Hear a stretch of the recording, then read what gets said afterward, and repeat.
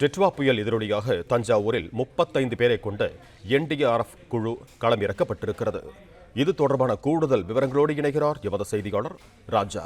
வணக்கம் ராஜா, உங்களிடம் இருக்கும் தகவல்களை சொல்லுங்க.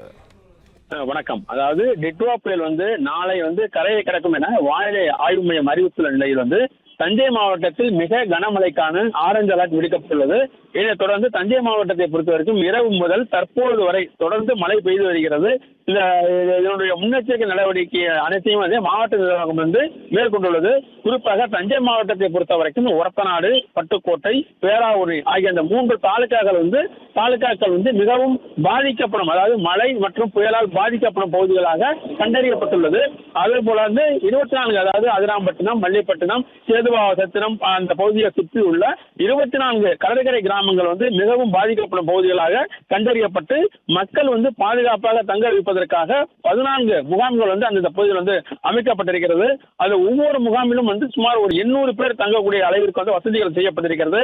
மழை மற்றும் புயல் காரணமாக பாதிப்பு ஏற்படும் பகுதிகளில் உடனடியாக மீட்பு நடவடிக்கையில் ஈடுபடுவதற்காக அரக்கோணத்திலிருந்து 35 பேர் கொண்ட தேசிய பேரிடர் மீட்பு குழுவினர் தஞ்சை வந்துள்ளனர்.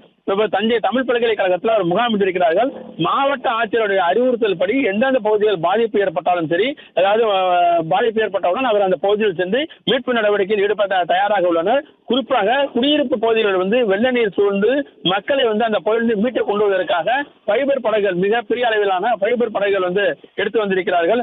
அதே போல புயல் காரணமாக மரங்கள் முறிந்து விழுந்து போக்குவரத்துகள் பாதிப்பு ஏற்பட்டால் உடனடியாக அந்த மரங்களை அறுத்து அப்புறப்படுத்தி போக்குவரத்தை சீர் செய்வதற்காக மரம் அறுக்கும் இயந்திரங்கள், ஜெனரேட்டர், டார்ச் லைட், முதலுதவி உபகரணங்கள் உள்ளிட்ட அனைத்து உபகரணங்களுடன் மீட்பு நடவடிக்கையில் ஈடுபடுவதற்காக தேசிய பேரிடர் மீட்பு படையினர் தயார் நிலையில் தஞ்சையில் முகாமிட்டிருக்கிறார்கள். நன்றி ராஜா, உங்க தகவல்களுக்கு. பிளே ஸ்டோர் மற்றும் ஆப் ஸ்டோரில் இருந்து பாலிமர் செயலியை QR கோடு மூலம் பதிவிறக்கம் செய்யுங்கள். செய்திகளை உடனுக்குடன் பெறுங்கள்.